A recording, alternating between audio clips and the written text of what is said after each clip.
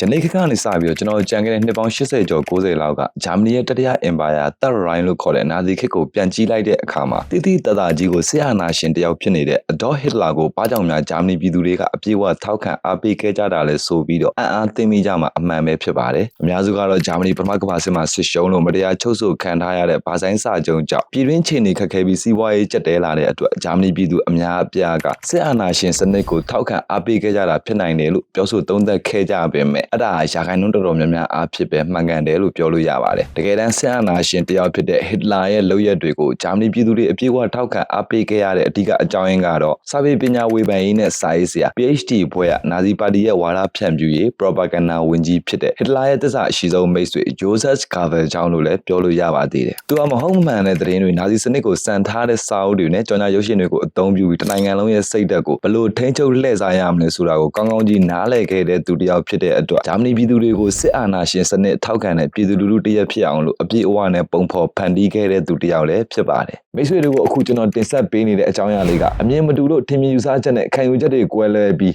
သူတလူငါတမင်းဖြစ်နေကြတဲ့ဂျာမနီပြည်သူတန်းပေါင်းများစွာကိုအဖွဲ့တစ်ခုတည်းအောက်အလံတစ်ခုတည်းအောက်မှာသစ္စာရှိတဲ့ပါတီအဖွဲ့ဝင်တွေဖြစ်အောင်လို့စီယုံသိမ်းသွင်းခဲ့တဲ့လူတယောက်ရဲ့အကြောင်းပါသူကဟစ်တလာပေါ်မှာအဆုံးစွန်ထိသစ္စာစောင့်တည်ခဲ့တဲ့သူတယောက်အဖြစ်နဲ့ထင်ရှားခဲ့တဲ့အပြင်စပွဲရဲ့နောက်ဆုံးအချိန်တွေမှာသူ့ရဲ့ကလေး6ယောက်နဲ့အတူတမီသားစုလုံးတက်တည်သွားခဲ့တဲ့လူတယောက်အဖြစ်နဲ့ပါအားလုံးကသိထားကြတဲ့ Paul Joseph Goebbels ပဲဖြစ်ပါတယ်Joseph Goebbels ကို1898ခုနှစ်အောက်တိုဘာလ29ရက်နေ့ဂျာမနီနိုင်ငံ10တော့အနီးမှာရှိတဲ့ Mönchengladbach ရဲ့ရပ်ကွက် Rhein မှာမွေးဖွားခဲ့ပါတယ်။ Goebbels Fritz Goebbels နဲ့ Katarina Maria တို့ကမွေးဖွားခဲ့တဲ့မွေးချင်းမောင်နှမ6ယောက်ထဲက4ယောက်မြောက်သားဖြစ်ပါတယ်။ Joseph Goebbels ရဲ့အဖေဖြစ်သူ Fritz Goebbels ဟာတာမန်ဆက်ရုံအလုပ်သမားတစ်ယောက်ဖြစ်ပေမဲ့မိသားစုစာဝတ်နေရေးနဲ့သားသမီးတွေရဲ့ပညာရေးအတွက်အမြဲစူးစမ်းပေးခဲ့တဲ့ဖခင်ကောင်းတစ်ယောက်ဖြစ်ပြီးတော့သူ့ရဲ့မိခင် Katarina ကတော့သားသမီးတွေကိုပြုစုစောင့်ရှောက်ဖို့အတွက်သာစူးစမ်းခဲ့တဲ့အင်ရှင်မကောင်တစ်ယောက်ဖြစ်ပါတယ်။ Goebbels မိဘတွေကချမ်းသာကြွယ်ဝတဲ့အတိုင်းဝိုင်းကဆင်းသက်လာခဲ့ကြတဲ့သူတွေမဟုတ်ပေမဲ့သူတို့ရဲ့သားကိုငွေကုန်ကြေးကျခံပြီးတော့ယောက်ျားလေးတွေပဲအထူးတက်ရောက်ခွင့်ရှိတဲ့ Roman Catholic ထက်တန်းကျောင်းမှာကျောင်းထားပေးခဲ့ပါတယ်။ Joseph Goebbels ဟာပညာရေးမှာအလွန်ထူးချွန်တဲ့ကျောင်းသားတစ်ဦးဖြစ်ပေမဲ့လည်း Bad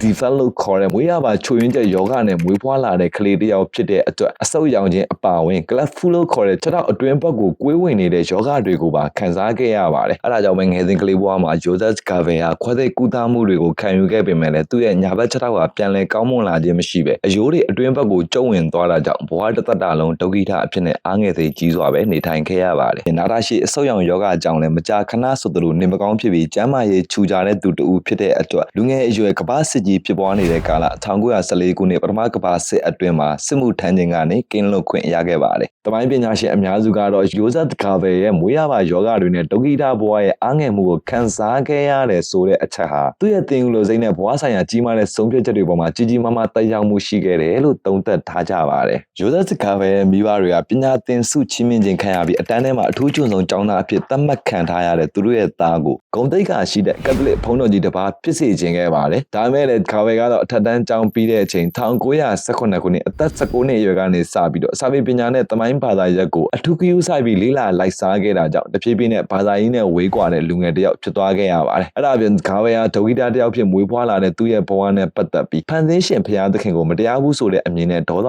ထွက်နေတဲ့သူတဦးလည်းဖြစ်တာကြောင့်သူ့ရဲ့မိဘတွေဖြစ်စေခြင်းနဲ့ကက်သလစ်ဘုန်းတော်ကြီးတစ်ပါးဖြစ်မလာခဲ့ပါဘူး1922ခုနှစ်ဧပြီလ20ရက်နေ့သူ့အသက်24နှစ်အရွယ်မှာတော့ Joseph Goebbels ဟာပညာရပ်တစ်ခုကိုကိုယ်ပိုင်နည်းလမ်းကိုယ်ပိုင်ပုံစံနဲ့ဖော်ထုတ်နိုင်တဲ့ဘွဲ့ပြောရမယ်ဆိုရင်ပညာရပ်နယ်ပယ်တစ်ခုမှာကျွမ်းကျင်သူပညာရှင်အဖြစ်သတ်မှတ်ခံထားရတဲ့ဆရာကြီးဘွဲ့လို့ခေါ်တဲ့တသနိကပါရဂူ Doctor of Philosophy PhD ဘွဲ့ကိုစာပေပညာဝေဖန်သုံးသပ်ရေးနဲ့ရရှိခဲ့ပါတယ် PhD ဘွဲ့ရပြီးတဲ့အချိန်မှာတော့ Goebbels ဟာသူ့ကိုယ်သူမဟာအတွေးခေါ်ပညာရှင်တဦးဖြစ်သတ်မှတ်ပြီးသူကိုးကွယ်နေတဲ့ဘာသာတရားအလုံးကိုယတိပြတ်ဆွန့်လွတ်ခဲ့ပါတယ်ပြီးတော့သူ့ရဲ့အတွေးခေါ်နဲ့ထင်မြင်ယူဆချက်တွေအတိုင်းပဲကမ္ဘာဘယ်လိုပဲပုံဖြစ်တဲ့နယ်ဆိုပြီးတော့ဝေဖန်သုံးသပ်ရေးစာပေတွေကိုရေးသားထုတ်ဝေခဲ့ပေမဲ့လည်းအပေးထောက်ခံမှုတွေတော့မရရှိခဲ့ပါဘူး Goebbels စကားပြောဆိုရမှာအမြဲတမ်းအတန်ကြဲကြဲလောင်လောင်နဲ့ပြောဆိုကရဲတင်းတဲ့အပြုမှုတွေပြုလုပ်ပြီးလူတွေရဲ့စိတ်ဝင်စားမှုကိုရရှိနိုင်အောင်ကြိုးစားခဲ့တဲ့အတွေးခေါ်ပညာရှင်တစ်ယောက်ဖြစ်ပါတယ် Goebbels နာဇီပါတီတဲကိုမဝင်ခင်အဲ့ဒီအချိန်တွေကတ ကဂျူးဆန့်ကျင်တဲ့ဂျူးမုံလီသမားဖြစ်တဲ့အတွက်သူ့ရဲ့ထင်မြင်ယူဆချက်နဲ့အတွေးခေါ်တွေ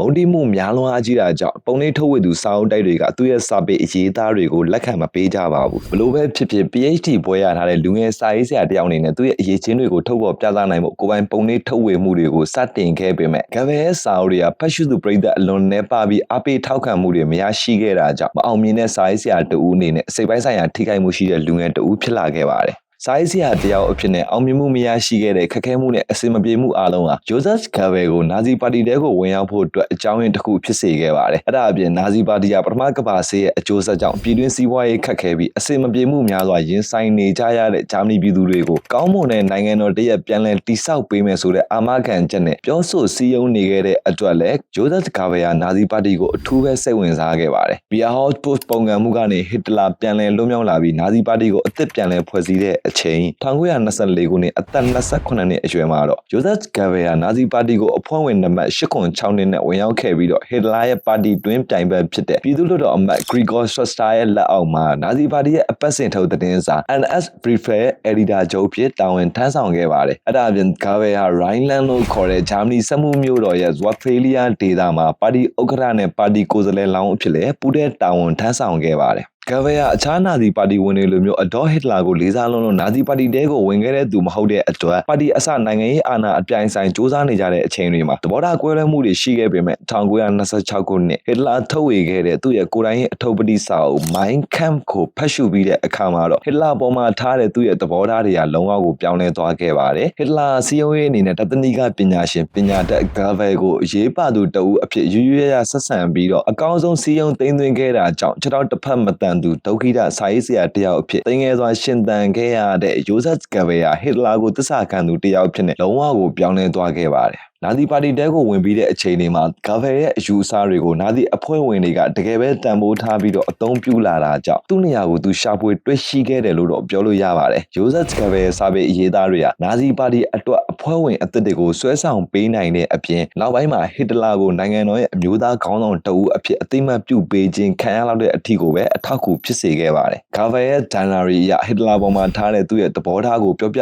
ပေးရမယ်ဆိုရင်ကျွန်တော်သူ့ကိုချစ်တယ်သူကအရာရာအလုံးကိုစဉ်းစားထားပြီးဒီလိုပြောင်မြောက်တဲ့စိတ်ဓာတ်ကိုပိုင်ဆိုင်တဲ့သူကပဲကျွန်တော်ရဲ့ခေါင်းဆောင်ဖြစ်နေတာပါကြီးမြတ်တဲ့နိုင်ငံရေးပါရမီရှင်ကိုကျွန်တော်ဥညွှန်းပါတယ်လို့ရေးသားခဲ့တဲ့အပြင်နောက်ပိုင်းမှာအဒေါ်ဟစ်တလာမင်းဟာကြီးမြတ်ပြီးရိုးရိုးရှင်းရှင်းနဲ့ချစ်မြတ်နိုးစရာဂုဏ်ရည်တွေကိုပိုင်ဆိုင်ထားတဲ့ဉာဏ်ကြီးရှင်ခေါင်းဆောင်တစ်ယောက်ဖြစ်တယ်လို့လည်းရေးသားခဲ့ပါတယ်1926ခုနှစ်အသက်29နှစ်အရွယ်မှာတော့ဂါဗယ်ဟာနာဇီပါတီရဲ့ပြည်내ဆိုင်ရာအဖွဲ့တွေကိုအုပ်ချုပ်တဲ့ယာဒူခေါင်းလိုက်တာဆိုတဲ့ယာဒူကိုချင်းမြင့်ပေးရခံခဲ့ရပြီးတော့ဘာလင်မြို့ကဂျာမနီပြည်သူလူထုကိုစီယုံရေးလုပ်ဖို့အတွက်အတာဝန်ယူခဲ့ရပါတယ်ပြီးတော့နောက်ထပ်၄နှစ်အကြာ1930ခုနှစ်ဧပြီလသူ့အသက်32နှစ်အရွယ်မှာဟစ်တလာသူ့ရဲ့ပါတီအတွင်းပြိုင်ဘက်ဖြစ်တဲ့ဂရီဂေါ်စထရက်ဆာကိုဖြုတ်ချပြီးတော့ဂျိုဇက်ဂါဗယ်ကိုနာဇီပါတီရဲ့တနိုင်ငံလုံးဆိုင်ရာပါတီမူဝါဒဖြန့်ချီရေးတာဝန်ခံ propaganda ဝင်ကြီးအဖြစ်နဲ့အစားထိုးခံအပ်ခဲ့ပါတယ်ဒုက္ခိတတယောက်ဖြစ်တဲ့ဂျိုဇက်ဂါဗယ်အနေနဲ့နာဇီပါတီတဲကိုဝင်ရောက်ခဲ့ခြင်းဟာအောင်မြင်မှုပျောက်ဆုံးနေတဲ့သူ့ရဲ့စာရေးဆရာတယောက်ဘဝကနေအရာရာမှာအရေးပါအရာရောက်တဲ့လူပုဂ္ဂိုလ်တယောက်အဖြစ်ပြောင်းလဲသွားမဲ့သူ့ရဲ့ဘဝလမ်းကြောင်းကိုကိုယ်တိုင်ရွေးချယ်ခဲ့ခြင်းဖြစ်တာကြောင့်ဂါဗယ်ကနာဇီပါတီကိုအလွန်ပဲတန်ဖိုးထားပြီးတော့ချစ်မြတ်နိုးခဲ့ပါတယ်။အဲ့ဒါအပြင်ဂျိုဇက်ဂါဗယ်ကအဒေါ်ဟစ်တလာကိုသူ့ရဲ့ဦးဆောင်သူမိတ်ဆွေကောင်တယောက်အဖြစ်နဲ့သတ်မှတ်ထားယုံတာမကသူ့ဘဝရဲ့ကယ်တင်ရှင်လူပုဂ္ဂိုလ်တဦးအနေနဲ့ပါသတ်မှတ်ထားပြီးတော့အလွန်ကိုပဲလေးစားချစ်ခင်ခဲ့ပါတယ်။1930ပြည့်နှစ်မှာတော့ဂျိုဇက်ဂါဗယ်ကသူ့ရဲ့ဇနီးဖြစ်လာမဲ့မာရီယာမက်ဒါလီနာနဲ့ဒါလင်မြို့ကပါတီစီယုံရေးဟောပြောပွဲတစ်ခုမှာစတင်တွေ့ဆုံခဲ့ပါတယ်။မက်ဒါဟာအိမ်အောင်ကြဘူးတဲ့ကလေးတယောက်အမေဖြစ်ပေမဲ့လေနာဇီပါတီရဲ့မူဝါဒနဲ့သဘောထားကိုအပြည့်အဝထောက်ခံပြီးအထက်တန်းဆန်တဲ့ဂျာမန်အမျိုးသမီးတယောက်ရဲ့ပုံစံနဲ့ကိုက်ညီမှုရှိတာကြောင့်ဂါဗယ်ကအလွန်ပဲဆွဲလန်းခဲ့ပါတယ်1932ခုနှစ်ဒီဇင်ဘာလ19ရက်အသက်34နှစ်အရွယ်မှာတော့ဂျိုဇက်ဂါဗယ်ကမာရီယာမက်ဒါလီနာနဲ့ဂျာမနီနိုင်ငံမြောက်ပိုင်းမှာရှိတဲ့မက်ကလင်ဗူဖို့ဖိုမန်ပြည်နယ်စီဗာရင်ကမ်းခြေအနီးကအိမ်မှာထိမ်းများလက်ထပ်ခဲ့ပါတယ်ဂါဗယ်နဲ့မက်ဒါတို့ရဲ့လက်ထပ်ပွဲကအဒေါ်ဟစ်တလာကိုယ်တိုင်အာမခံသူဝစ်နက်စ်တသက်ခံသူတယောက်အနေနဲ့ကိုယ်တိုင်ဦးစီးပြီးကျင်းပပေးခဲ့တဲ့မင်္ဂလာပွဲတစ်ခုဖြစ်တာကြောင့်နာဇီပါတီရဲ့နိုင်ငံရေးသမိုင်းမှာနာဇီခေါင်းဆောင်တွေနဲ့ဟစ်တလာကြားကထူးခြားတဲ့ဆက်ဆံရေးအတွက်အရန်ကိုအရေးပါခဲ့တဲ့ဖြစ်ရပ်တစ်ခုအဖြစ်နဲ့သမိုင်းမှတ်တမ်းတင်ခြင်းကိုခံရပါတယ်ဂါဗယ်နဲ့မက်ဒါဟစ်တလာရဲ့သဘောထားအတိုင်းပဲဂျာမနီပြည်သူတွေကိုစီးရုံးနိုင်ဖို့အတွက်နာဇီပါတီရဲ့စံပြအဖွဲ့ဝင်မိသားစုတစ်ခုလိုမျိုးနေထိုင်ခဲ့ပြီးတော့သူ သူတို့မိသားစုရဲ့ပျော်စရာကောင်းတဲ့ဘဝအစိတ်ပိုင်းလေးတွေကိုပဲထုတ်ဖော်ပြသကမဲဆွယ်စည်းရုံးမှုတွေပြုလုပ်ပေးခဲ့ပါတယ်ဂျာမနီပြည်သူတွေအနေနဲ့နာဇီပါတီရဲ့မူဝါဒတွေကိုလိုက်နာပြီးဆောင်ရွက်ရင်အေဂျင့်တာရတဲ့မိသားစုဘဝလေးကိုပိုင်ဆိုင်ခွင့်ရရှိလာမယ်ဆိုပြီးတော့လက်တွေ့ကျကျစည်းရုံးနိုင်ခဲ့တဲ့အတွက်များစွာသောဂျာမနီမိသားစုဝင်တွေကနာဇီပါတီကိုထောက်ခံအားပေးခဲ့ကြတဲ့နာဇီပါတီအဖွဲ့ဝင်တွေဖြစ်လာကြတဲ့အပြင်ကာဗာရဲ့ဇနီးမက်တာလည်းဂျာမန်အမျိုးသမီးတွေရဲ့အားပေးထောက်ခံမှုနဲ့ချစ်ခင်ကျင်နာမှုကြောင့်နာဇီပါတီရဲ့ပထမဆုံးမင်းသမီးဆိုပြီးတော့ဒုတိယကမ္ဘာစစ်သမိုင်းမှာနာမည်ကြီးခဲ့ပါတယ်1933ခုနှစ်ဇန်နဝါရီလ30ရက်နေ့မှာဟစ်တလာကဂျာမနီနိုင်ငံရဲ့အဓိပတိဝန်ကြီးချုပ်အဖြစ်နဲ့တရားဝင်ခန့်အပ်ခြင်းခံခဲ့ရပေမဲ့လည်းဂျိုဇက်စကာဗယ်ကတော့သူမျှော်လင့်ထားတဲ့အစိုးရသိပ္ပံပညာရေးနဲ့ယဉ်ကျေးမှုဌာနရဲ့ဝန်ကြီးဆိုတဲ့ယာတုကိုမရရှိခဲ့ဘဲနဲ့အခြားအနာစီယာရှိတွေလိုမျိုးပဲပါတီအတွင်းစီမံခန့်ခွဲမှုတွေကိုသာလှုပ်ဆောင်ဖို့အတွက်တာဝန်ပေးရခြင်းခံခဲ့ရပါတယ်ဒါပေမဲ့ဟစ်တလာဂါဗယ်ကိုပေးအပ်ထားတဲ့နာဇီပါတီရဲ့ propaganda ဝန်ကြီးဆိုတဲ့တာဝန်ထဲမှာနာဇီအယူဆနဲ့မတူညီတဲ့မီဒီယာသတင်းစာစာအုပ်စတဲ့အရာအလုံးကိုစစ်ဆေးပြီးပိတ်ဆို့ဖျက်သိမ်းခြင်းဆိုတဲ့အခွင့်အာဏာလည်းပါဝင်တာကြောင့်ဂါဗယ်ဟာဂျာမနီပြည်တွင်းမှာရှိနေတဲ့မီဒီယာနဲ့သတင်းလွတ်လပ်ခွင့်အလုံးကိုပိတ်ပင်တားဆီးခဲ့ပြီးတော့အခြားစာရေးသူအချို့ရဲ့စာအုပ်တွေကိုမီရှို့ဖျက်ဆီးပစ်ဖို့အတွက်နာဇီအဖွဲ့တွေကိုညွှန်ကြားချက်ထုတ်ခိုင်းစေခဲ့ပါတယ်ဂါဗယ်မီရှို့ဖျက်ဆီးခဲ့တဲ့စာအုပ်တွေထဲမှာခန်းမဲရဲ့ socialist အယူဆစာအုပ်တွေလိုနာဇီအယူဆကိုစန့်ကျင်တဲ့စာအုပ်တွေပါဝင်ခဲ့ပေမဲ့တချို့ပိတ်ပင်တားဆီးပြီးမီရှို့ဖျက်ဆီးပစ်ခဲ့တဲ့စာအုပ်တွေထဲမှာနာဇီဝါဒနဲ့မသက်ဆိုင်တဲ့စာအုပ်တွေလည်းပါဝင်ခဲ့ပါတယ်။ဂါဗယ်ကမွေးအကြောင်းအရာတွေကိုပြန်လည်ဖန်တီးပြီးတော့ပါတီမူဝါဒကိုဦးစားပေးထားတဲ့ရုပ်ရှင်ဇာတ်လမ်းတွေကိုကိုယ်တိုင်စညွှန်းရိပ်ရိုက်ကူးခွင့်ရခဲ့တဲ့အပြင်သတင်းအချက်လက်စာပေရုပ်ရှင်နဲ့အခြားသောဆက်သွယ်ရေးပုံစံအမျိုးမျိုးတို့ကိုကန့်သက်ခြင်းဒါမှမဟုတ်ထိန်းချုပ်ခြင်းလို့ခေါ်တဲ့ဆန်းစားရှစ်တွေကိုပါလှုပ်ဆောင်ခွင့်ရခဲ့တဲ့အတွက်အဲ့ဒီထိန်းချုပ်မှုရဲ့အာဏာနဲ့အရသာကိုအလုံးပဲဆွဲလန်းပြီးတော့နှစ်သက်သဘောကျခဲ့ပါတယ်။1933ခုနှစ်မတ်လ28ရက်နေ့မှာတော့ဂျိုဇက်ဂါဗယ်ဟာဂျာမနီပြည်သူတရက်လုံးရဲ့အတွေးခေါ်ကိုထိန်းချုပ်ဖို့အတွက်နဲ့နာဇီဝါဒကိုလုံးဝသစ္စာရှိစေဖို့အတွက်ရည်ရွယ်ထားတဲ့နာဇီပါတီရဲ့ဝါဒဖြန့်ချီရေးနဲ့ပြည်သူအသိပညာပေးရေးဌာနတနည်းအားဖြင့် Reich ဝါဒဖြန့်ချီရေးဌာနကိုတည်ထောင်ခဲ့ပါတယ်လူသားတွေရဲ့စိတ်ခံစားမှုကိုအထူးအောင်ဆုံးနဲ့ပြင်းထန်ဆုံးလှုပ်ဆော်ပေးနိုင်တဲ့နည်းလမ်းကရုပ်ရှင်ဇာတ်လမ်းတွေဖြစ်တာကိုသိရှိထားတဲ့ဂျိုဇက်ဂါဗယ်ဟာနာဇီပါတီရဲ့မူဝါဒနဲ့ဟစ်တလာရဲ့ယုံကြည်ချက်တွေကိုဂျာမနီပြည်သူတွေလက်ခံနိုင်စေဖို့အတွက်ဝါဒဖြန့်ဖြူးရေးစကားတွေရိုက်ကူးပြီးတော့ဂျာမနီတဝန်းကပြည်သူတွေကိုထုံလင်းပြသဖို့အတွက်လည်းစီစဉ်ခဲ့ပါတယ်ဒါကြောင့်ပဲဂါဗယ်ဟာဂျာမနီမှာရှိနေတဲ့ရုပ်ရှင်လုပ်ငန်းတွေနဲ့ဘာလင်မြို့မှာရှိတဲ့ဂျာမနီရဲ့အကြီးမားဆုံးနဲ့ပထမဆုံးသောရုပ်ရှင်ထုတ်လုပ်ရေးလုပ်ငန်း Universal Film Akasensha လို့ခေါ်တဲ့ UFA Studio ကိုအတင်းအဓမ္မသိမ်းယူခဲ့ပြီးတော့နာဇီပါတီရဲ့ဝါဒဖြန့်ဖြူးရေးလုပ်ငန်းစဉ်တွေမှာတယောက်စွာနဲ့အသုံးပြုခဲ့ပါတယ်ဂါဗယ်နဲ့ဟစ်တလာနှစ်ယောက်စလုံးဟာရုပ်ရှင်ဇာတ်ကားတွေကိုအရင်ကြိုက်နှစ်သက်ကြတဲ့သူတွေဖြစ်တဲ့အပြင်ဟော်လီဝုဒ်ကထွက်တဲ့ရုပ်ရှင်ကားတိုင်းကိုအမှတ်တရနဲ့စုဆောင်းသိမ်းဆည်းတတ်ကြတဲ့ရုပ်ရှင်ချစ်တဲ့ချစ်သူတွေဖြစ်ကြပေမဲ့သူတို့ရဲ့ဂျာမနီပြည်သူတွေကိုတော့အမေရိကနဲ့ဟော်လီဝုဒ်ကရုပ်ရှင်တွေကိုကြည့်ရှုဖို့အတွက်အခွင့်အရေးမပေးခဲ့ပါဘူး။ဂျိုဇက်ဂါဗယ်ဟာဂျာမနီရုပ်ရှင်လုပ်ငန်းမှာလုပ်ကိုင်နေတဲ့ဒရိုက်တာတွေတုပ်ဆောင်တွေကနေအစပိုးအောက်ခြေစတူဒီယိုဝန်ထမ်းတွေအထိရုပ်ရှင်လုပ်ငန်းမှာလုပ်ကိုင်သူအကုန်လုံးကိုနာဇီပါတီရဲ့အဖွဲ့ဝင်တွေဖြစ်ဖို့အတွက်စီယုံခဲ့ပြီးတော့နာဇီဝါဒနဲ့ဆန့်ကျင်တဲ့အမှုပညာရှင်တွေကိုတော့ဂျာမနီရုပ်ရှင်လောကကနေအပြီးတိုင်းပဲဖယ်ရှားပစ်ခဲ့ပါတယ်။ဒါကြောင့်ပဲဂျာမနီရုပ်ရှင်လုပ်ငန်းမှာလုပ်ကိုင်နေသူအားလုံးဟာဟစ်တလာနဲ့နာဇီပါတီရဲ့မူဝါဒအတိုင်းပဲဂျူးတွေနဲ့ဝေးဝေးနေကြရပြီးတော့နာဇီပါတီကိုပြည်သူတွေထောက်ခံအောင်လှုံ့ဆော်ပေးကြရတဲ့နာဇီရုပ်ရှင်အဖွဲ့သားတွေဖြစ်လာကြပါတယ်။အဲ့လိုမဟုတ်ဘဲနဲ့နာဇီပါတီရဲ့အယူဝါဒကိုဆန့်ကျင်တဲ့အမှုပညာရှင်တွေကတော့တစ်သက်တာလုံးရုပ်ရှင်လုပ်ငန်းနဲ့ပတ်သက်တာကိုလုပ်ကိုင်ခွင့်မရှိတော့တဲ့အပြင်ဆိုးရွားတဲ့ပိတ်ပင်တားဆီးခြင်းဒဏ်တွေကိုခံရမှာပဲဖြစ်ပါတယ်။ပိတ်ပင်တားဆီးခြင်းခံရတဲ့အချို့အမှုပညာရှင်တွေဆိုရင်နိုင်ငံခြားကိုတော့ထွက်ခွာခွင့်မရတော့တဲ့အတွက်စားဝတ်နေရေးပင်ပန်းဆင်းရဲတဲ့ဒဏ်ကိုမခံစားနိုင်လို့ကိုယ်တိုင်တက်တည်ခဲ့ရလို့တဲ့အထီကိုပဲအဖြစ်ဆိုးခဲ့ကြရပါတယ်။ဂါဗယ်ကအမေရိကနဲ့ဟော်လီဝုဒ်ကဇာတ်ရင်ခိုင်မာပြီးဇလန်းကောင်းတဲ့ရုပ်ရှင်ကြီးတွေကိုဂျာမန်ဘာရှင်းအဖြစ်ပြောင်းလဲက copy ကူးပြီးတော့နာဇီပါတီရဲ့ propaganda ဝါဒဖြန့်ဖြူးရေးအစီအစဉ်တွေနဲ့ထုတ်လင်းပြသခဲ့တဲ့အပြင်တချို့ရုပ်ရှင်ဇာတ်လမ်းတွေကို copy အတိုင်းတိုက်ရိုက်ကူးမချဘဲနဲ့သူ့ရဲ့အတွေးခေါ်တွေနဲ့ပေါင်းစပ်ပြီးနာဇီအကျိုးပြုစကားတွေဖြစ်အောင်လဲပြောင်းလဲဖန်တီးခဲ့ပါတယ်။ဂျာမနီပြည်သူတွေနာဇီဝါဒနဲ့နာဇီစံနှုန်းကိုအပြည့်အဝထောက်ခံစေဖို့အတွက်နဲ့ဟစ်တလာရဲ့လုပ်ရက်တွေပေါ်မှာတန်တရားကင်းရှင်းစေဖို့အတွက်ရည်ရွယ်ပြီးတော့ဂါဗယ်ဟာပြည်သူဆက်ဆံရေးရုပ်ရှင် propaganda file အနေနဲ့ရုပ်ရှင်ဇာတ်လမ်းများစွာရိုက်ကူးပြီးတော့ထုတ်လွှင့်ပြသခဲ့ပါတယ်။အဲ့ဒီအထဲမှာဟစ်တလာရဲ့လူငယ်နာဇီတပ်ဖွဲ့ကိုဂုဏ်ပြုထားတဲ့ဟစ်တလာယူဖာဆိုတဲ့နာဇီလူငယ်အဖွဲ့ကိုချီးကျူးဖော်ပြထားတဲ့ရုပ်ရှင်စကားဟာထင်ရှားခဲ့ပါတယ်။အဲ့ဒီစကားထဲမှာဖာဆိုတဲ့စိုးသွမ်းတဲ့လူငယ်လေးတစ်ယောက်ဟာနာဇီပါတီရဲ့မူဝါဒကိုလက်ခံပြီးတော့ဟစ်တလာရှုလို့ခေါ်တဲ့ဟစ်တလာရဲ့နာဇီပါတီလူငယ်အဖွဲ့တွေကိုဝင်ခဲ့တာကြောင့်စီမင်းစည်းကမ်းတွေကိုလိုက်နာပြီးလူကောင်းတစ်ယောက်ဖြစ်ပြောင်းလဲသွားတဲ့ တဲ့အကြောင်းကိုပုံဖော်ရိုက်ကူးထားတာပဲဖြစ်ပါတယ်။စကားရဲ့အဓိကရည်ရွယ်ချက်ကတော့ဂျာမန်လူငယ်တွေအနေနဲ့စီကံနဲ့ကျုံးဝကောင်းတဲ့နာဇီပါတီရဲ့အဖွဲ့ဝင်အဖြစ်ဝင်ရောက်ခွင့်ရကြခြင်းဟာမိမိတို့ရဲ့ဘဝမှာဂုဏ်သိက္ခာရှိတဲ့ဘဝကိုပိုင်ဆိုင်ခြင်းပဲဖြစ်တယ်လို့ယုံကြည်စေဖို့အတွက်ပဲဖြစ်ပါတယ်။ဂါဗေယာအဲ့လိုသိတာထင်ရှားတဲ့ဝါဒဖြန့်ဖြူးရေးစကားတွေအပြင်လုံးဝကိုဝါဒဖြန့်ဖြူးရေးစကားမှမသိတာအောင်လို့သူ့ရဲ့စာပေပညာအသုံးပြုပြီးတည်တည်တတ်နဲ့ပြောင်းလဲဖန်တီးထားတဲ့ရုပ်ရှင်စကားတွေများစွာကိုလည်းရိုက်ကူးခဲ့ပါသေးတယ်။တချို့ရုပ်ရှင်ဇာတ်လမ်းတွေရာဆိုရင်စက်ရင်ခိုင်မာပြီးတော့အလွန်ကိုပဲရုပ်တိရုပ်တာရှိတာကြောင့်ဂျာမနီပြည်သူတွေအပြင်ရုပ်ရှင်ကြီးမိတဲ့သူတိုင်းဟာဂျိုဇက်ဂါဗယ်ရဲ့အယူအဆကိုမှားနေပါတယ်လို့ပြောဖို့အတွက်တောင်မဝင်မရဲဖြစ်ကြရပါတယ်။ဥပမာနာဇီပါတီရဲ့မူဝါဒအတိုင်းမတန်ဆွမ်းသူတွေကိုဂျာမန်လူအတိုင်းဝိုင်းကဖယ်ရှားပစ်ဖို့အတွက်စနစ်တကျနဲ့ဇလန်းဆင်ထားတဲ့ I Acu ဆိုတဲ့ရုပ်ရှင်ဇာတ်ကားပဲဖြစ်ပါတယ်။အဲဒီဇာတ်ကားကနာဇီပါတီရဲ့လျှို့ဝှက်စာတပ်ဖြတ်ခြင်းအစီအစဉ် T4 program ရဲ့ဝါဒဖြန့်ဖြူးရေးဇလန်းရုပ်ရှင် propaganda file အနေနဲ့အတော်ကိုထိရောက်မှုရှိတဲ့ဇာတ်ကားတကားဖြစ်ခဲ့ပါတယ်။ဇာတ်ကားရဲ့ရည်ရွယ်ချက်ကတော့နာဇီပါတီရဲ့မူဝါဒအတိုင်းစေယောဂရှင်ကိုရင်ကချို့တဲ့သူနဲ့မွေးရပါညံရီချိုးယွင်းချက်ရှိတဲ့သူစတဲ့မတန်ဆွမ်းတဲ့သူတွေကိုစနစ်တကျနဲ့ဂျာမနီရဲ့လူအဖွဲ့အစည်းတွေကနေရှင်းထုတ်ပစ်ဖို့အတွက်ပဲဖြစ်ပါတယ်။အဲ့ဒီ I Acu ဆိုတဲ့ရုပ်ရှင်ဇာတ်ကားရဲ့စကြောင်းဟာဘဝမှာအရာရာပြည့်စုံပြီးအောင်မြင်နေတဲ့ဆရာဝန်တယောက်ရဲ့ဘဝကိုအခြေခံပြီးတော့ဇလန်းကိုစတင်ထားပါတယ်။ဇလန်းထဲမှာပြည့်စုံတဲ့ဆရာဝန်တယောက်အနေနဲ့တာယာတဲ့မိသားစုဘဝတွေကိုပိုင်ဆိုင်နိုင်ဖို့အတွက်ရုပ်ရည်ချောမောပြီးတော့လှပတဲ့အမျိုးသမီးတယောက်ကိုလက်ထပ်ခဲ့ပင်မဲ့သူလက်ထပ်ခဲ့တဲ့အမျိုးသမီးမှာ multiple sclerosis MS လို့ခေါ်တဲ့ပြင်းထန်တဲ့အာရုံကြောယောဂတစ်ခုရှိနေခဲ့ပါတယ်။အဲ့ဒီခေတ်ကာလရဲ့အနေအထားအရ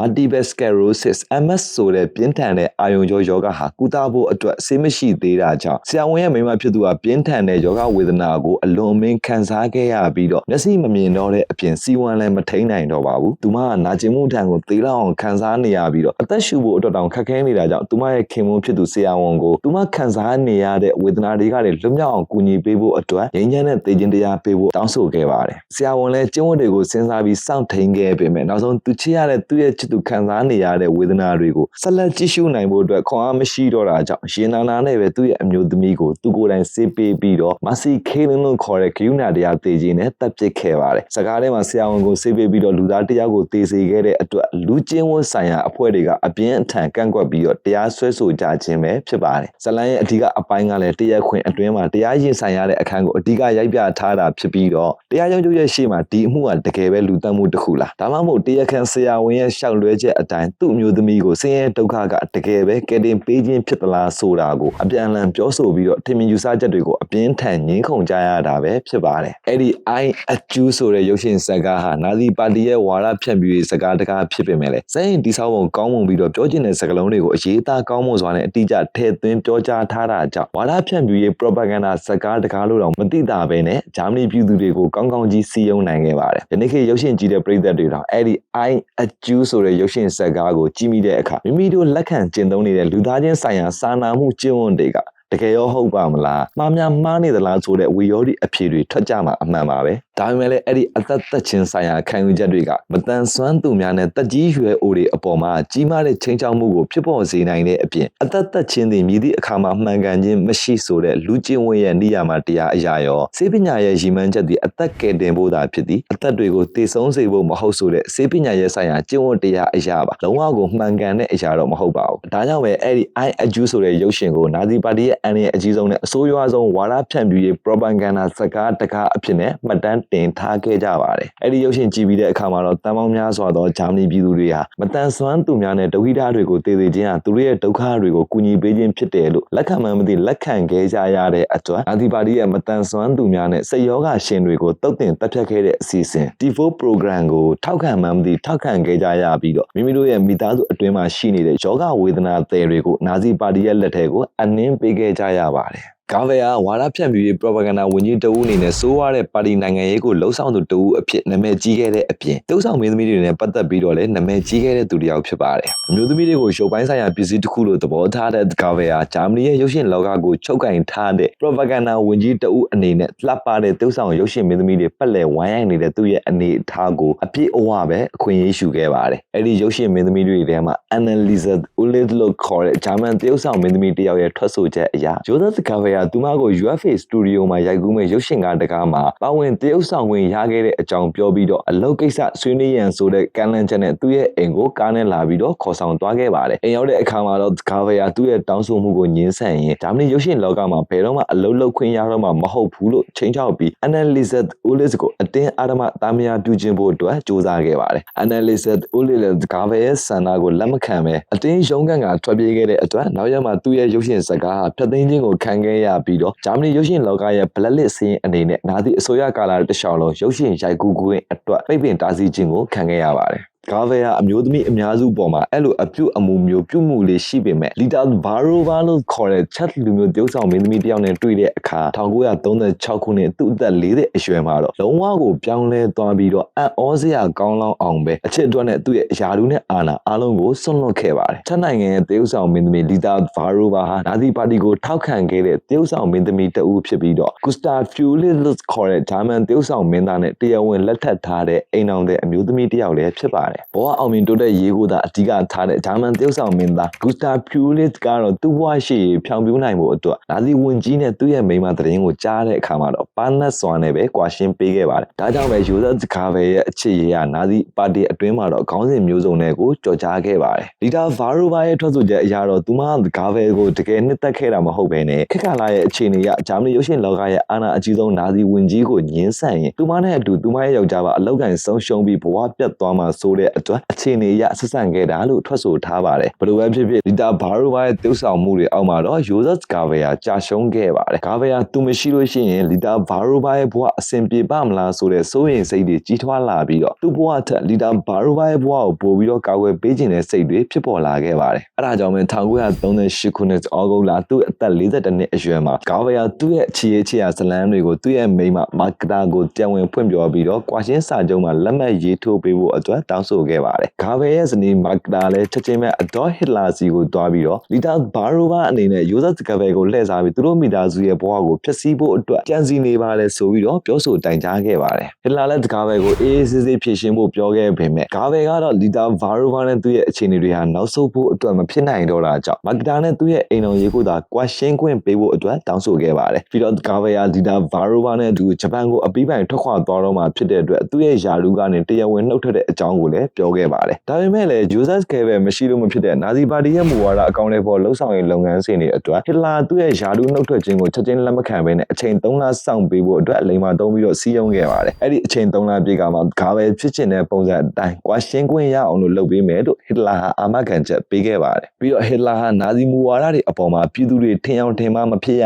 လေအောင်ကာဗယ်ကိုအရင်လိုပုံစံလေးအတိုင်းပဲတာယာတဲ့မိသားစုဘဝကိုပိုင်ဆိုင်ထားတဲ့နာဇီပါတီရဲ့အဆင့်မြင့်အရာရှိတယောက်လိုပုံနေမြဲကြားနေမြဲအတိုင်းလေးဆက်လက်နေထိုင်ပေးဖို့အတွက်လည်းတောင်းဆိုခဲ့ပါတယ်ကာဗယ်ရဲ့ဂျာမနီရဲ့တတိယအင်ပါယာသတ်ရိုင်းရဲ့အာဏာကြီးဆုံးပုဂ္ဂိုလ်ဟစ်လာရဲ့အလိမ်မာဆုံးစီးရုံးမှုကိုမလွန်ဆန်နိုင်ခဲ့တဲ့အတွက်ဟစ်လာလိုချင်တဲ့ပုံစံအတိုင်းအချိန်3လပြည့်အောင်ဆောင်ဆိုင်ပေးခဲ့ရပါတယ်ဒါပေမဲ့ဟစ်လာကတော့ချက်ချင်းပဲလီတာဘာရိုဗာကိုဂျာမနီနိုင်ငံထဲကနေ24နှစ်အတွင်းထွက်ခွာသွားဖို့အတွက်အရင်အမိန့်ပေးခဲ့ပြီးတော့ချက်နိုင်ငံပရတ်ကိုပြန်ဖို့အတွက်လေယာဉ်လက်မှတ်ပါတစ်ခါတည်းစီစဉ်ပေးခဲ့ပါတယ်ဒီဖြစ်ရပ်တွေကြောင့်လီတာဘာရိုဗာရဲ့အမှုပညာလောကရဲ့များစွာသောပိတ်ပင်တားဆီးခြင်းတွေကိုခံရပြီးတော့ဆိုးရွားတဲ့ဘဝနဲ့နှိမ်ကျစွာပဲအသက်ရှင်ရပ်တည်ခဲ့ရပါတယ်။ဒိုဇတ်ကာဗယ်အနေနဲ့လည်းအချိန်3လပြည့်တဲ့အခါမှာတော့သူမျှော်မှန်းထားသလိုမဖြစ်တဲ့အပြင်ဟစ်လာရဲ့အရေးပေးမြောက်စားခြင်းတွေကိုဆုံးရှုံးခဲ့ရပြီးတော့သူ့ရဲ့ဇနီးကလည်းနောက်ထပ်ဖောက်ပြန်မှုဇလန်းတွေကိုကျူးလွန်နေခဲ့တာကြောင့်သူ့ရဲ့ဘဝဟာအရာရာတိတ်ဆိတ်ခြောက်ကပ်သွားခဲ့ရပါတယ်။အဲ့အချိန်ကစပြီးကာဗယ်နဲ့ဟစ်လာနှစ်ယောက်ကြားကဆက်ဆံရေးကအလွန်အေးဆက်သွားခဲ့ပြီးတော့တယောက်နဲ့တယောက်အပြန်အလှန်စကားပြောဆိုခြင်းတောင်မရှိတော့တဲ့အတွက်နာဇီပါတီအခြားခေါင်းဆောင်တွေကကာဗယ်အနေနဲ့ကြီးမားတဲ့စိတ်ပိုင်းဆိုင်ရာထိခိုက်မှုကိုခံစားခဲ့ရပြီးတော့အားနည်းတဲ့သူတယောက်ဖြစ်သွားပြီလို့ယုံကြည်သွားခဲ့ကြပါတယ်။အဲ့ဒါအပြင်နာဇီခေါင်းဆောင်တွေကကာဗယ်ရဲ့သစ္စာရှိမှုကိုမေးခွန်းထုတ်ပြီးအရင်လိုလေးလေးစားစားမဆက်ဆံတော့တဲ့အတွက်သူ့နေတဲ့ဟစ်လာရဲ့ယုံကြည်မှုကိုပြန်လည်ရယူပြီးအာဏာကိုတည်ဆောက်နိုင်ဖို့အတွက်လိုအပ်လာခဲ့ပါတယ်။ဟစ်လာနဲ့နာဇီပါတီရဲ့ရည်ရွယ်ချက်ကဂျူးတွေကိုဂျာမန်ယဉ်ကျေးမှုနဲ့ဂျာမနီရဲ့လူမှုစီးပွားရေးအတိုင်းဝိုင်းကနေဖယ်ရှားပစ်ဖို့အတွက်ဖြစ်တာကြောင့်ကာဗယ်ဟ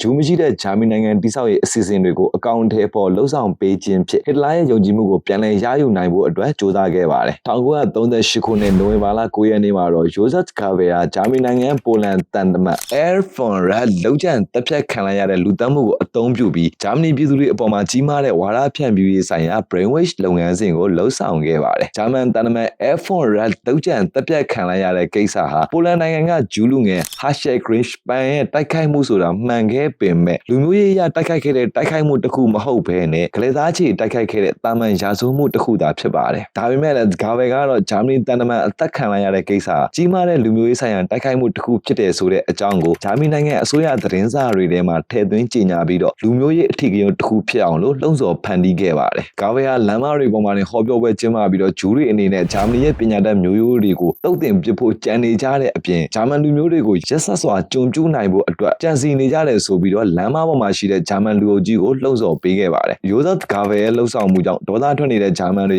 နီးစပ်ရာဂျူးတွေကိုတိုက်ခိုက်ခဲ့တဲ့အတွက်ဂျူးရောက်တရားနီးပါးတေဆုံးခဲ့ရပြီးတော့ဂျူးတွေရဲ့ဘာသာရေးအဆောက်အုံတွေကလည်းရှားနဲ့ချီပြီးတော့ဖျက်ဆီးပစ်ခြင်းကိုခံခဲ့ရပါတယ်။အဲ့ဒါပြင် Gavel 1939ခုနှစ်မှာဂျာမနီသိမ်းပိုက်ထားတဲ့ပိုလန်နိုင်ငံကဂျူးအကျဉ်းစခန်းဂဲရိုတွေစီတွားပြီးတော့ဆိုးရွားစွာအကျဉ်းချခြင်းခံရတဲ့ဂျူးအကျဉ်းသားတွေရဲ့ဘဝကိုဝါဒဖြန့်ဖြူးရေး propaganda အစီအစဉ်တွေနဲ့ထုတ်လွှင့်ပြသဖို့အတွက်ရုပ်ရှင်ရိုက်ကူးခဲ့ပါတယ်။အဲ့ဒီအကျဉ်းစခန်းသားဂျူးရက်ွက်တွေထဲမှာနေထိုင်နေကြရတဲ့ဂျူးအကျဉ်းသားတွေဟာနာဇီပါတီရဲ့ရက်စက်မှုကြောင့်အရိုးပေါ်အရေးတင်ဘဝနဲ့တိရစ္ဆာန်တွေလိုမျိုးနေထိုင်ကြရတာဖြစ်ပေမဲ့ Joseph Gavel ကတော့သူ့ရဲ့နာဇီရုပ်ရှင်အဖွဲ့သားတွေကိုအသုံးပြုပြီးဂျူးတွေရဲ့အဲ့ဒီလူနေမှုစနစ်နဲ့နေထိုင်မှုပုံစံတွေဟာဂျူးတွေရဲ့သဘောတဘာဝနဲ့ဂျူးတလေးစရိုက်အတိုင်းနှိမ့်ကြပြီးရိုင်းဆိုင်သူများဖြစ်ကြတယ်ဆိုပြီးဝါဒဖြန့်ဖြူးရေးအစီအစဉ် propaganda documentary file အနေနဲ့ဂျာမနီပြည်သူတွေကိုရိုက်ကူးပြသခဲ့ပါတယ်။အဲဒီရုပ်ရှင်ဇာတ်လမ်းကိုတော့ The Eternal Jew လို့နာမည်ပေးခဲ့ပြီးတော့1940ပြည့်နှစ်မှာပထမဆုံးထုတ်လွှင့်ပြသပေးခဲ့ပါတယ်။ရုပ်ရှင်ထဲမှာဂျူးတွေအနေနဲ့အားနည်းတဲ့လူနည်းစုတစ်ခုမဟုတ်ဘဲနဲ့ကြမ်းတမ်းပြီးမုန်းတီးစိတ်များနေတဲ့လူမျိုးစုတစ်ခုအဖြစ်ပုံဖော်ထားတဲ့အပြင်အကယ်၍များနာဇီတွေစစ်ရှုံးသွားခဲ့ပါကဂျူးတွေကကမ္ဘာကိုအုပ်ချုပ်ပြီးတော့လူအဖွဲ့အစည်းရဲ့ဂုဏ်သိက္ခာစံနှုန်းနဲ့စီကံအားလုံးကိုဖျက်ဆီးပစ်ခါရင်ကျေးတဲ့လူအတိုင်းဝိုင်းကိုလုံးဝဖျောက်ပြက်ပစ်လိုက်မယ်လို့ရည်ညွှန်းထားခဲ့ပါတယ်။တနည်းအားဖြင့်ဂျူးတွေဟာမြင့်မြတ်တဲ့ဂျာမန်လူမျိုးတွေရဲ့ဂုဏ်သိက္ခာနဲ့လူအဖွဲ့အစည်းရဲ့ကျင့်ဝတ်ကိုဖျက်ဆီးပစ်ဖို့ကြိုးစားနေကြတာ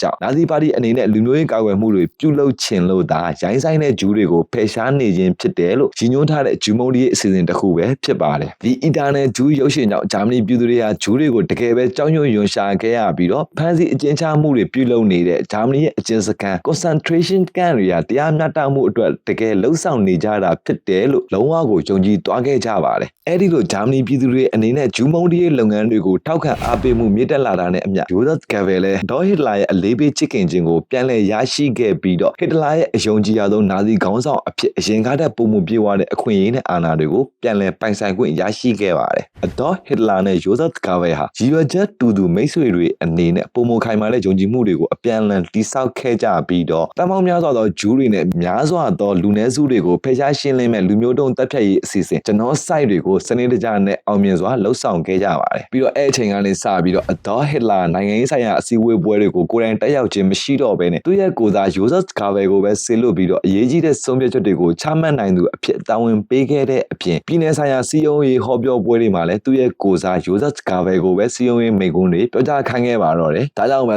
Gavel ကAdolf Hitler ရဲ့ကိုယ်စားဒုတိယ Hitler အဖြစ်နဲ့ဂျာမနီနိုင်ငံမှာကြီးမားတဲ့အာဏာနဲ့ထူးခြားတဲ့အခွင့်အရေးတွေကိုပိုင်ဆိုင်ခွင့်ရရှိခဲ့ပြီးတော့ဂျာမနီစစ်ရှုံးနေတဲ့အချိန်1944ခုနှစ်ဇူလိုင်လ25ရက်နေ့သူ့အသက်46နှစ်အရွယ်မှာ Rhine Planet Potentiary for Total War လို့ခေါ်တဲ့နိုင်ငံခြားရေးတန်တမန်ဆက်ဆံမှုနဲ့စစ်ဆေးရေးလှုပ်ရှားမှုတွေကိုထိန်းချုပ်ခွင့်ရှိတဲ့အာဏာတနည်းအားဖြင့်နိုင်ငံခြားစစ်ကြေညာခွင့်အာဏာကိုပါပိုင်ဆိုင်ခွင့်ရရှိခဲ့ပါတယ်ဒုတိယကမ္ဘာစစ်စတင်ချိန်ကာလဂျာမနီနိုင်ငံအောင်မြင်မှုတွေရနေတဲ့အချိန်1941ခုနှစ်မှာ Joseph Gavel စစ်ရေးအရှိန်မြင့်တင်နိုင်ဖို့အတွက်လူမျိုးရေးစစ်ပွဲတွေပုံမကြီးထွားလာတာကြောင့်ဂျာမနီစစ်တပ်အနေနဲ့ဒုတိယကမ္ဘာစစ်သမိုင်းရဲ့အရှေ့ဘက်စစ်မြေပြင်မှာဆိုဗီယက်ပြည်ထောင်စုကိုကျူးကျော်တိုက်ခိုက်ဖို့အတွက်အရေးကြီးလိုအပ်လာတဲ့အကြောင်းကိုရေဒီယိုကနေတဆင့်ဂျာမနီပြည်သူတွေကိုအသိပေးပြောကြားခဲ့ပါတယ်ပြီးတော့Gavelဆိုဗီယက်ပြည်ထောင်စုနဲ့စစ်ပွဲအရှေ့ဘက်စစ်မြေပြင်စစ်ပွဲကိုဂျာမနီပြည်သူလူထုထောက်ခံအောင်လို့အရင်တုန်းကနီလန်းတွေအတိုင်း propaganda documentary file အနေနဲ့ဝါဒဖြန့်ဖြူးရေးအစီအစဉ်ရုပ်ရှင်ရိုက်ကူးပြီးတော့ထပ်မံထုတ်လွှင့်ပြသခဲ့ပါတယ်ဒီတစ်ခါတော့Gavelဖမ်းမိထားတဲ့ရုရှားစစ်သုံးပန်း န်းတွေရဲ့စိုးဝါးတဲ့နေထိုင်မှုပုံစံတွေကိုရိုက်ပ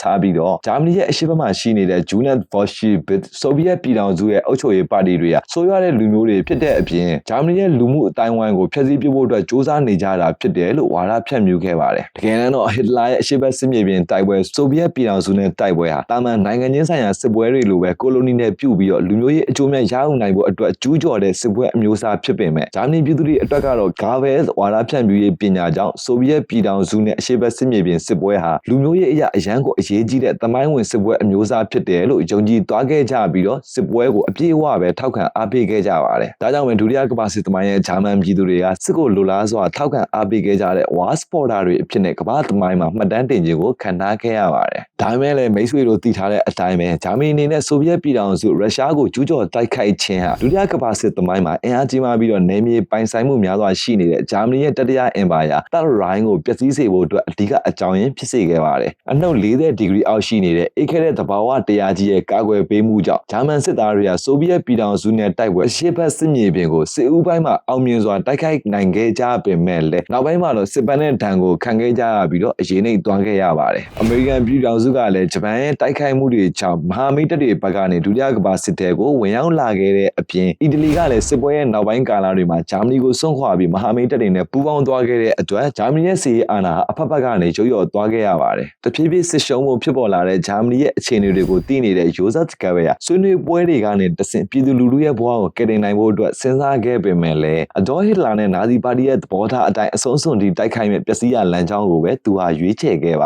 တယ်ဂျာမနီနိုင်ငံဒုတိယကမ္ဘာစစ်သမိုင်းမှာအရှုံးတွေနဲ့ရင်ဆိုင်နေရတဲ့ကာလ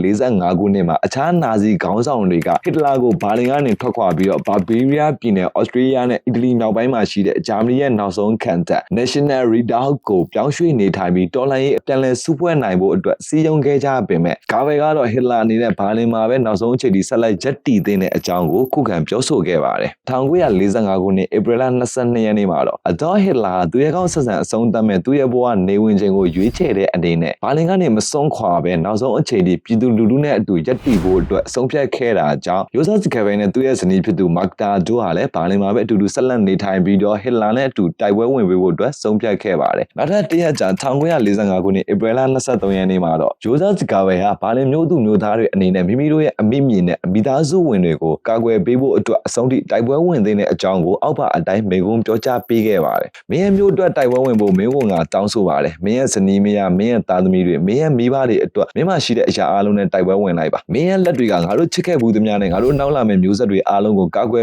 ်ပေးတဲ့လက်တစုံဖြစ်တယ်ဆိုပြီးတော့မင်းရဲ့အရေးအချင်းတွေကိုဂုဏ်ယူဝင်ကြွားလိုက်စမ်းပါမင်းရဲ့ခေါင်းလိုက်တာဖြစ်တဲ့ငါနဲ့အခြားခေါင်းဆောင်တွေကမင်းနဲ့အတူတိုက်ပွဲချမှာရှိနေတဲ့အပြင်မင်းတို့ရဲ့မိသားစုဇနီးမယားနဲ့သားသမီးတွေအားလုံးလည်းဒီမှာအကုန်လုံးတူတူရှိနေကြပါတယ်တစ်ချိန်ကလူ200တဲ့နဲ့မျိုးတော်ကိုသိမ်းပိုက်ခဲ့တဲ့ငါတို့ရဲ့ခေါင်းဆောင်ဟာယခုအခါမျိုးတော်ကိုကာကွယ်ဖို့အတွက်နီလန်ပေါင်းတို့အသုံးပြုတော့မှာဖြစ်တဲ့အတွက်ဘာလင်မျိုးကတိုက်ပွဲဟာဂျာမနီတနိုင်ငံလုံးအတိုင်းအတာနဲ့တိုက်ပွဲဝင်တဲ့အချက်ပြမှုတစ်ခုဖြစ်လာလိမ့်မယ်လို့နောက်ဆုံးအနေနဲ့စီယုံရေးမေကွန်ကိုပြောကြားသွားခဲ့ပါတယ်စစ်ပွဲရဲ့နောက်ဆုံးအချိန်1945ခုနှစ်ဧပြီလ29ရက်နေ့မှာတော့ဟစ်လာဟာသူ့ရဲ့ဖြူအောင်ဗန်ကာထဲမှာအီဗာဘရွန်နဲ့ထိမ်းမြလက်ထပ်ခဲ့ပါတယ်ပြီးတော့ဟစ်လာဂျာမနီအနေနဲ့လုံးဝကိုစစ်ရှုံးနိုင်သွားပြီဖြစ်တဲ့အကြောင်းနဲ့သူ့ကိုယ်သူအဆုံးစီရင်ဖို့အတွက်ဆုံးဖြတ်ထားတယ်ဆိုတဲ့အကြောင်းတွေကိုပြောကြားပြီးတော့ယိုဇက်ဂါဗေနဲ့မာတင်ဘောမန်တို့ရဲ့အရှိမသူ့ရဲ့အတွင်းဝန်ချွာဒူယွန်ဂဲကိုသူ့ရဲ့နောက်ဆုံးဆန္ဒတွေရေးသားထားတဲ့သေတမ်းစာကိုပေးအပ်ခဲ့ပါတယ်ဟစ်လာရဲ့သေတမ်းစာအရဂျိုဇက်ဂါဗေကိုဂျာမနီရဲ့အဓိပတိယာရုနဲ့ဝန်ကြီးချုပ်အသစ်ဖြစ်တရားဝင်ယာရုပေးအပ်ခဲ့ပြီးတော့ဟာမီတက်တွေဝင်ရောက်လာပါကနောက်မှကြံရစ်မဲ့အစိုးရကိုဆက်လက်အုပ်ချုပ်စေဖို့အတွက်ပါ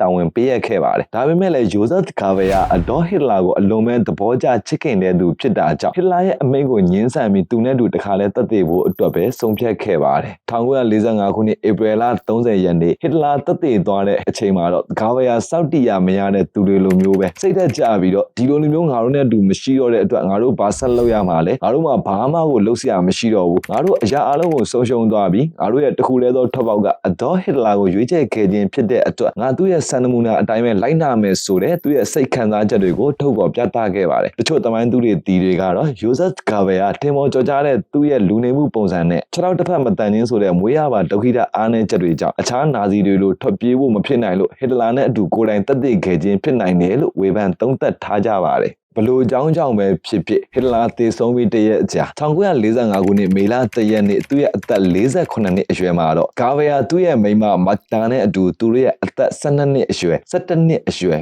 9နှစ်အရွယ်10နှစ်အရွယ်9နှစ်အရွယ်နဲ့အသက်4နှစ်အရွယ်ရှိနေပြီဖြစ်တဲ့ကလေး6ယောက်ကိုပြင်းထန်တဲ့ဆာယာနိုင်အစိမ့်နဲ့သေစေခဲ့ပြီးတော့လင်မယား2ယောက်စလုံးလဲကလေးတွေသေပြီးမကြခင်အချိန်မှာပဲအတူတူကိုယ်တိုင်တက်တည်သွားခဲ့ကြပါတယ်။ဒါကြောင့်ဒီဗီဒီယိုလေးဆုံးသွားတဲ့အခါမှာတော့မိတ်ဆွေတို့အနေနဲ့စိတ်ကျဉ်နှံမှုရှိရလားလို့ကျွန်တော်မမေးတော့ပါဘူး။အဆုံးထိကြည့်ရှုအားပေးကြတဲ့မိတ်ဆွေများအားလုံးကိုကျေးဇူးအထူးတင်ပါတယ်။စိတ်ချမ်းသာခြင်းကိုယ်ကြီးကျန်းမာခြင်းနဲ့ပြည့်စုံနိုင်ကြပါစေလို့ဆုမွန်ကောင်းတောင်းပေးလိုက်ပါတယ်။